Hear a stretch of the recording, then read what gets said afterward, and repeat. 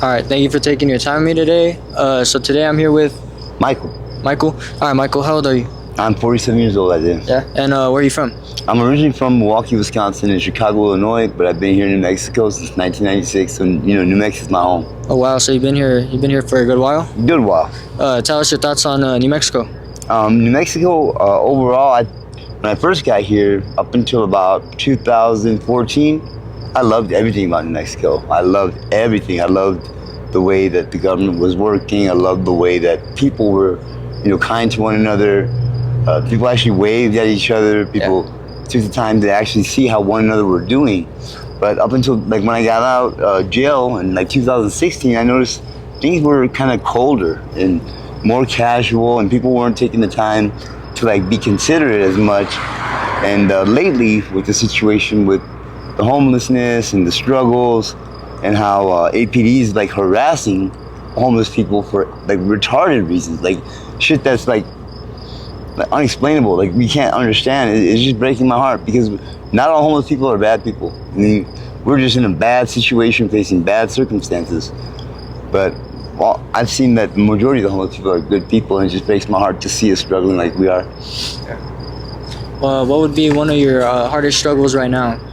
Something that I'd say overcomes all of it. Well, right now, the fact I lost my home of 23 years back in 2019 when my father passed away. Right now, what would help me overcome everything is getting housing, getting help with housing. I've been on Section 8's waiting list with Burnco and CABQ for 5.5 years for Section 8. I'm not even close anymore on the waiting list. Trying to get help from the places that say they help people. I went to Hope Works last summer, stayed there until winter, waiting for an opportunity, and they kept telling me that the Hope Works building next door, I forget what it's called, it's Hope Village, right next door to Hope Works in St. Martin's, was always full, and I kept hearing tenants telling me, dude, there's 7, 8 apartments just sitting there, empty. But for some reason, they didn't feel the need to help me and my baby girl, Cardis. So we're stuck on the streets. All right. So, let's say so we had a little talk before the interview, and you said you had a lot of problems with the cops out here. A lot. Let's go towards that, and tell us a little bit about that. I'll speak on it because I'm sick with cancer anyway, and I spent 8.5 years on the run from U.S. Marshals when I got waved into adult court at 16, back in Milwaukee and Chicago. So death is never something that intimidates me. Yeah. So I'll speak on it. APD is acting like a terrorist group. They're acting like I would feel Al-Qaeda or Taliban or ISIS acts with the minorities in the Middle East. They're singling out homeless people for obstructing a sidewalk. Okay, my back's against the brick wall, and the sidewalk's not being obstructed no longer because they can't walk through the wall, right, Isaiah? Right, Anthony? They can't walk through this wall. You got a point. We're not obstructing the sidewalk in this spot because there's nowhere else to go. They have to go down off the curb onto the street shoulder. They pulled up on me today, bro. But actually, today was the first time that Bernalillo County Sheriff pulled up on me, went in the parking lot, and let me see your hands and I'm like, what's going on? He goes, you're not supposed to be here. I've talked to you before. I'm like, sir, I've never spoken to a BCSO deputy out here. Yeah, I spoke to you last week. I'm like, I was in jail last week till the 5th, sir. You know what, I didn't speak to you? Okay, my mistake. You're not supposed to be here. Look at all this trash. I'm like, that trash isn't from me, first of all. Second of all, I have no problem cleaning that up. You know what I mean? But if you would just take the time, first to approach me and tell me what the probable cause is. Oh, we're good. Thank you, appreciate you. God bless you. Thank you for thinking of us. We appreciate it, brother. Bless you and yours. If you would take the time to explain, I'm not doing anything wrong. You mean I'm not using drugs? I'm not doing any gang activity. I'm not doing anything for you to have probable cause or anything less than that to stop me and talk to me. You mean? If the U-Haul people have told me that me and my dog Cardis can stay here in this spot because we're not directly on their property and we're also not on the street, then you should check out with the U-Haul people who gave me permission to be here. And when he ran my name, he was showing a ROR warrant out of Socorro County for careless driving back in 2024. He put me in cuffs, and I'm like, dude, it's a zero bond ROR warrant with a book and release note. And nobody, APD has stopped me, never seen a state police stop me, never. why are you saying something like that? He goes, oh, I'm still waiting for it to be confirmed, but turn around and put your hands behind your back. Well, dude, what about my dog? You go, well, she can watch it. I'm like, that individual, she's tweaking, talking to herself. I never met her. Anyway, that was just one incident. In the last, I'd say since July up until now, I've been stopped like 17 times. Wow. Mostly by APD. Obstructing a sidewalk, trespassing, improper storage of property, any reason they can. Paraphernalia for foils that were used in my vicinity that weren't mine, with no substance still on it, but burn marks. They're not trying to help us. They're not here to be serving. They're protecting the ones they want to protect, but they're not serving the ones that need to be served and helped, which is us. You know, you can't stereotype any individual, any race, any person. You know what I mean? And we're all human creatures of God. So APD is being brutal. They're being heartless. They're being ruthless. And I'll be honest with you, there's a lot of civil rights, amendments that are being violated. So with going towards stuff like that, what keeps you going through hard times? My baby girl, Cardi, my dog, she's a half Rottweiler, half German Shepherd. She's 8 years old now. My father, rest his soul with angels above, got her for me back in February of 2018. Oh, wow. She was just about 9 weeks old. And 3 days before he passed away, I asked him, I said, Father, who can I reach out to in the extended family for emotional support when you do pass? Because my brother was killed in combat. We lost my 2 sisters to cancer, my mom to cancer. We lost everyone. And he's all, son, don't waste your time, don't waste your breath, don't waste your energy. I'm like, what do you mean? He's all, the absolute only ones that will be there for you when my time does come is God Almighty and my granddaughter, Cardi, that dog right there. They'll be the only ones that'll be there for you. And tears started running down my face, and when he passed away 3 days later, and I was contacted by a Riverside Funeral Home for the final arrangements, believe it or not, Isaiah and Anthony, me and Cardi went to the funeral home by ourselves and took care of his final arrangements. Oh, wow. I've got cousins in California and Wisconsin, Illinois that are doctors, cardiologists, gastroenterologists, dentists, psychiatrists. Not one of them called to give me condolences. Not one of them sent the card. Not one of them offered any support. Wow. I remember that day like it was yesterday, because when we went there, Riverside had spelled my dad's last name wrong by 1 letter, and that just broke me. I just lost it. And I remember on the way home, I was talking to Cardi and just petting her and crying. She kept kissing me, crying. If it wasn't for my dog, I probably would have shot myself. So my dog Cardi is what keeps me alive. She's the reason I wake up. The love she shows me and the loyalty she shows me is like no other. I would say God first, my Father in heaven second, and third, my daughter Cardi. Yeah. What's some challenges out here that you go through that people don't see? People don't see that if you're glancing through a dumpster, first of all, do you understand how that's embarrassing for us, and how that, how we have to swallow our pride, and how shameful it is that we are broke to the point that we're looking if there's anything edible in a fucking dumpster. We're not looking for valuables, because people don't throw valuables away. We're just looking for cardboard to lay on, or something to eat, you know what I mean? Something to stay warm with. Being hungry, being cold, being sick, being alone, being vulnerable. I mean, it's depressing as hell. In my 47 years of life, I only became homeless in the summer of 2023. Oh, yeah. This has been in July it's going to be exactly 3 years. July 21st will be 3 years that we've been homeless. Hardest 3 years of my life, brother. Harder than the 8.5 years I spent on the run from the feds. It's been the hardest thing. Not harder than losing my dad, but it's been the second hardest thing, is being out here on the streets and embracing, because my dog deserves better. Yeah. If the government feels that I don't deserve better, that's cool. But she's a really good dog, bro. If you ask people around here in the homeless community, they know Cardi. If you say her name, they'll all tell you, oh, we love Cardi. Because my friend Sarge, bless his heart, and his lady watched her while I just got out of county for PV last Friday. And he watched her for 30 days. When I came out, bro, they had nothing but good things to say for her for like 2.5 hours. Just talk to me, how much they love her. And he saw me at the dog park getting arrested with tears running down my face because they were gonna take my dog. And he's like, give me your number for your family members. Tell me who to call. I'm like, dude, all my family's gone. I have no family.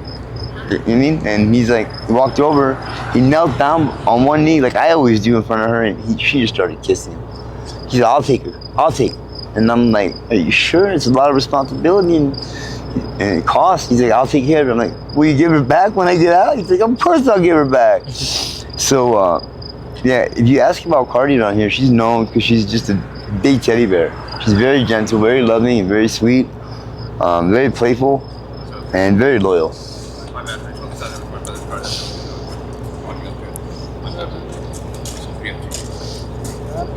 But what's something positive that came out of your experience? Something positive came out of my experience. Yeah. Something positive for a limited time that came out of my experience was going to Gateway East shelter that's run by Community Bridges. It's the men's 90-day shelter. We were there for exactly 2 weeks before we were asked to leave for a 60-day suspension because of a miscommunication. Gateway East is the best place I've seen for a homeless person to go to. They have a women's shelter on one side, which I can't speak on, but the men's shelter is like a resort. It's not even like a shelter. It's nothing like the west side where there's dead bugs, mice, and infestations, and So it's sanitary? it's beautiful. It's brand new. It's more than sanitary. Bro, I'm telling you, it's not even like you're at a shelter. You feel like you're at like a resort. Oh, wow. And the food is great, and you're able to get seconds and third. The environment is great. You either have your own room or you share it with one roommate. And from 5 a.m. to 9 p.m., you're able to sign out and leave. Wow. From 5, they feed you, you can shower, you have your own place to sleep, and they allow dogs. Wow. So, I mean, if I could get back into Gateway East, I'd be in heaven. We'd be in heaven. She loved it there, and I loved it there. That's been one of the places we miss the most. It's on San Mateo and Gibson. It's on San Mateo and Gibson? Yeah, it's at the old I Loveless. think we've heard about that place because that's like one of the only places that gives out 3 meals, huh? You have to be a resident to get the meals there, but like I said, they give you breakfast, lunch, and dinner. Breakfast is something simple, but lunch and dinner is like brought in like on hot trays, and they keep it in a food warmer, and you're able to get seconds and thirds. And the fact that you're able to just like sign out, there's no security, there's no searches, there's no making you feel uncomfortable. You feel like you're at home. Do you have something you want to tell the public, like about a specific situation out here where you just felt hopeless? There's been times where we've been hungry, but I'll go back to being hungry. I don't get a disability check. I fought for my disability, and even though the government, Social Security says I'm entitled to $1,382 a month disability benefits from working 28 years and paying my taxes, for some reason they denied me 3 times. So I just gave up. I just said, no, it's just not going to happen. We're living off my food stamps, and in order to survive out here, food stamps doesn't buy all the things we need. So we have to, be creative, and when you have to, sacrifice certain things, you have to do it at a loss. And sometimes it's at a big loss. And I give my life for my dog. I'll kill for my dog, and I'll give my life for my dog. She's my world.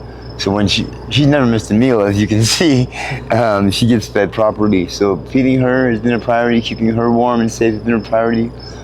We were at the West Side shelter for about 4 months, and a gentleman came in, older gentleman, Latino gentleman, older, was speaking Spanish, but was obviously under the influence or having some psych issues, hallucinating, and for no reason, Cardi was laying down just like this next to me.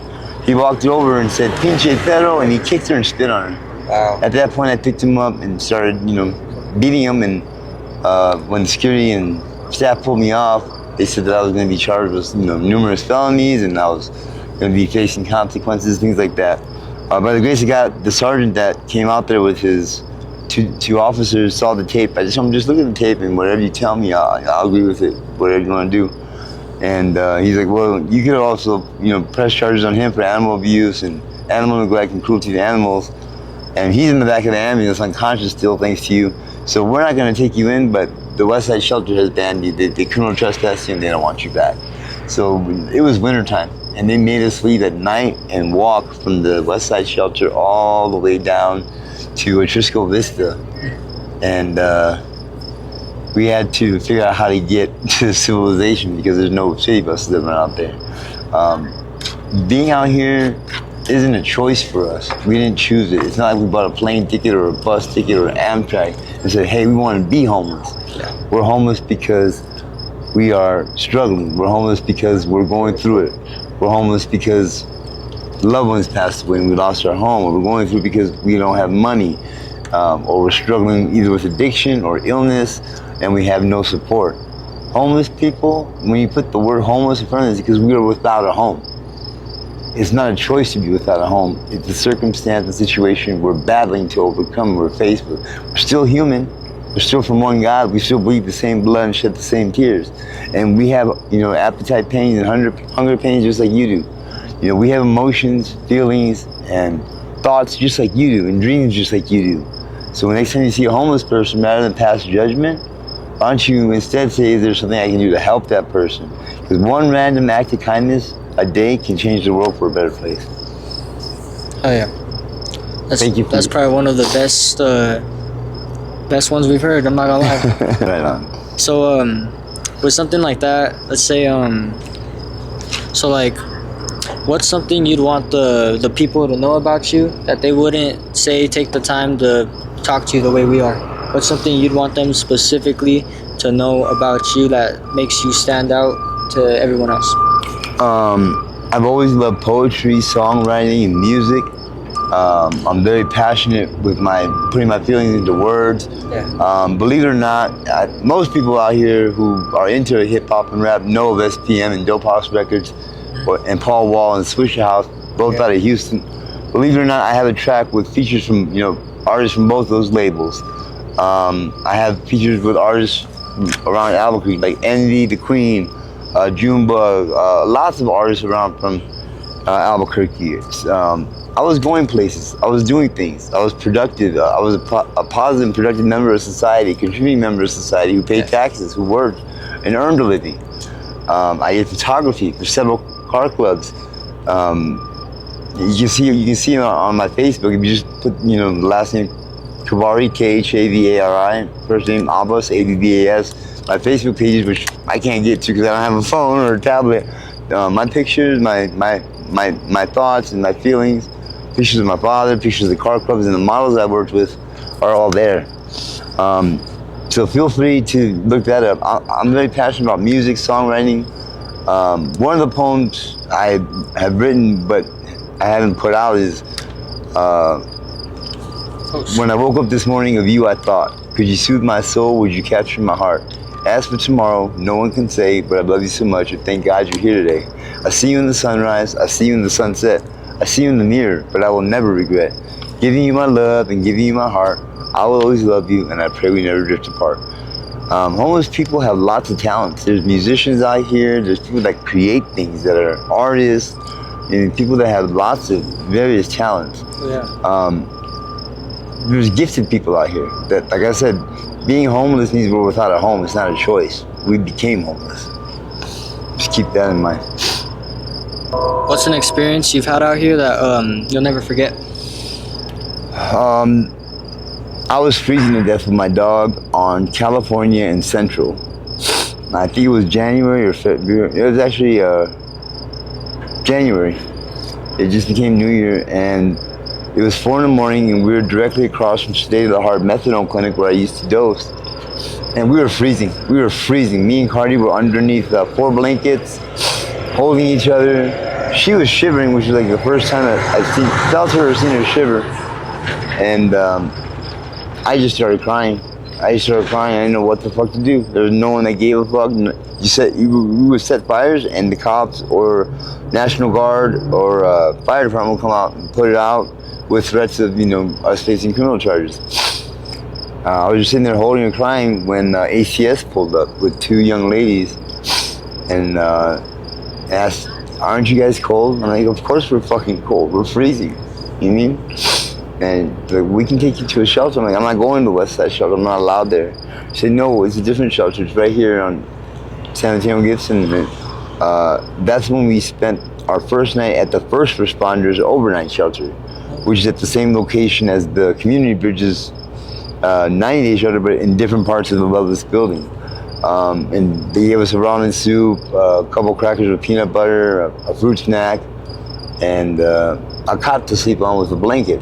And me and Cardi were comfortable and warm and safe. And I believe they were asking people to check out by 2 p.m. ACS saved us that night. I honestly believe that we wouldn't have woke up that morning from hypothermia, just exposure, freezing to death. It was that cold. And if ACS hadn't pulled up that night and taken us to the overnight shelter, and then a few months later, if ACS hadn't taken us to Gateway East, run by Community Bridges, we probably wouldn't be here today. So, like, what's a lesson you've learned with that? What I've learned is that corruption has existed as long as humanity has existed. Unfortunately, and sadly and tragically, there's always going to be people who think and feel that for one reason or another that they're superior to others, or that they have the entitlement or have been given the command to do as they wish with a free pass. To me, it doesn't matter what religion you practice, what you believe in. I believe like we all come from one God to whom we will return, whether it's Jesus Christ and the Father, whether it's the Prophet Muhammad and Allah, whether in the Baha'i faith it's Abdu'l-Baha and Baha'u'llah, or Buddha, or Zoroaster, or Moses. That makes no difference to me. If you look at the holy books in the Quran, they all are pretty much speaking the same thing. It's just a different version or a different interpretation of it. APD is definitely corrupt. The government, the politicians contribute to that. They follow the lead of the governor and the mayor.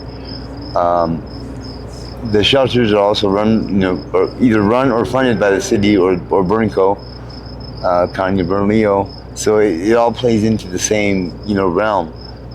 They pick and choose who they want to help.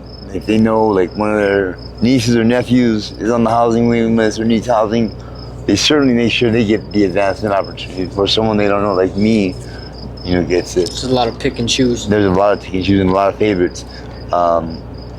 And there's one thing that's been driving me crazy is if you go by Civic Plaza by the city, and you walk across from Lomas when you're trying to cross the Central, you'll see a restroom. It's a metal restroom that's shaped like an oval, and it's open 24 hours a day. How come there's not one porta potty out here for the homeless people? Have you guys ever seen a porta potty? No. There's not. There's porta potties at construction sites. There's porta potties, at work sites. There's porta potties in places where people need to use the restroom, except homeless people. It's very degrading. It's a violation of our rights. I mean, there can be lawsuits filed against the city of Albuquerque and Bernalillo County just for that alone. Not to mention how you guys pull up with the trash crews and throw our property away, dog, when you know it's our shit, when you know it's not trash. How many times have you thrown things that were valuable to me away and I haven't said shit? Or other people's stuff that was of sentimental value. So, like, what motivates you to keep going? My Father in heaven, rest his soul, my brother in heaven, my two sisters, my mom, God Almighty, my lost homies, but most of all, my dog Cardi. I've already given up. It feels like I've already passed away, like my heart and my soul are already gone. It's just my shell that remains. It's been like that since I lost my dad. I've only kept it together and held it together for my dog, because she's my world. So I want to say to my dog Cardi, my baby girl, my daughter, I love her with all my heart and soul. She means the world to me. After my father, she was and is the biggest blessing in my life. Words can't explain how grateful I am to her for all she's done for me and continues to do for me. So it's my dog Cardi keeps me motivated. Going back to the restroom situation, what are the chances of you walking into a gas station and getting to use the restroom? It was good at Love's until I got accused of shoplifting, and the guy pulled out his pepper spray or mace and said, either you let me search you or I'm like, dude, you can search me, I ain't got shit, you can search me. And when he searched me and saw that I had nothing, he said, well, you can't come back here. I'm all for what? I cooperate with you, and you guys know this is the only restroom we have access to and the only place we can get water. He goes, oh, you can walk to somewhere else to get water, or walk somewhere else to use the restroom. Don't come back here. So, yeah, getting turned down for the restroom is nothing new. They say they're not working, or it's not for public use, it's for employees only. Yeah. Do you have something you're proud of since with your time out here? Despite everything, I've never stolen from another homeless person.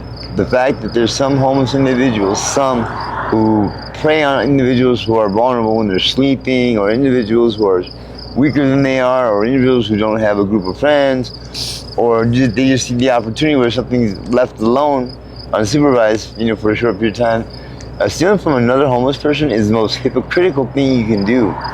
It's like spitting in your own face, homie. You know what I mean? Because how would you feel if your shit came up missing? And something that was important to you or was a necessity to you. Yep. Like food, water, things to keep warm, hygiene. Or what if it was something of sentimental value that you didn't know was in it, like family pictures of lost loved ones or lost homies. You know what I mean? I'm not gonna say I condone boosting. I don't condone anything that God doesn't want us to do. And I'm the biggest, sinner of all. So I'm not one to judge. There's only God that can judge. But the one thing I will speak freely on is that stealing from the homeless stealing from the homeless is a bitch move. It's something that you just shouldn't do. You should know better than that. I mean, were you raised by a mother and father, or one of each at least, or one at least, or were you raised by the wolves in the wilderness, dog? Have some shame. You know what I mean? Have some shame. I mean, be embarrassed of yourself, homie. How would your parents look at you or speak to you if they knew you were doing that, bro? I mean, I think that's worth it being an addict. An addict is something that's a sickness, it's an illness. What's your excuse for fucking taking shit that don't belong to you? Go get a hustle, go get a job, go get a grind, or go hold a fucking sign, homie. Yeah. If you could tell the public one thing about homelessness, what would that be? It's an epidemic.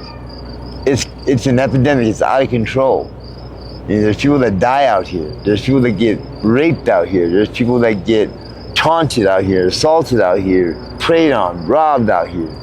And you guys are not doing anything. When I say you guys, not just the government, politicians, and the ABQ, and the city of Albuquerque, you people who know better and who practice that you say, that you preach to God and go to church on Wednesdays and Sundays, or you have faith. Don't talk about it, be about it. Help us, because we need help. Oh, yeah. What's some advice you'd give to a person going through a hard time similar to yours? Try your best not to give up. Give up. Pray to God. I mean, I sometimes, like I just told you, Isaiah, before the video started, I said, sometimes when I pray to God, I feel like He put the do not disturb sign up for me. Like, not only does He not hear me, but much less, He doesn't answer me. But I want to say, I don't know if that's true. Maybe God hears it, but you just have to wait for prayers to be answered on His time, by His will, on His timeline, with His destiny. Yeah. Maybe you still have a lesson out here that you haven't learned yet. Maybe. Amen. Maybe. Once you push through that, maybe that's your next step forward, Amen. Because something like that, it takes maturing to grow, So like something like that could help you out in the future. Oh, most definitely. I'm looking forward to it. Hell yeah. Is there anything you'd like to let the people know about you? Like any skills you may have? I was never blessed with like a certified official achieved trade. When I attended UNM and achieved 64 credits with honors a long time ago, my major was in criminal justice, criminology, with a minor in sociology. I wanted to become a lawyer, but things happened with my loved ones that needed help, and it just it wasn't meant to be. But I did work. My first job was for Cellular One, back in the day of the brick phones and the bag phones and analog technology. I did open up my own 2 wireless stores called Advanced Wireless, and we were agents for Alltel Wireless, Verizon Wireless, AT&T, T-Mobile, and Cricket. For 5.5 years, we had a location on Eubank and Constitution, and one on Main Street in Berlin, and we were Alltel's #1 producing agent in the Southwest region. And I'm really good because I have, in sales, I'm really, successful and talented. Customer service, management. I also later had to get, certified and trained in home health and hospice, especially to be certified to administer IV meds for my loved ones that were sick and dying. So I've got sales, customer service, customer care, management, and then home health and hospice, training and experience. So I'm not someone who was lazy. I'm not someone who didn't want to work. I'm not someone who was flocking like pigeons. Yeah, that fucking scared the fuck out of me. Yeah, so I wasn't lazy. It just my circumstances were such that I became homeless, not by choice. So Another question I had to ask for you is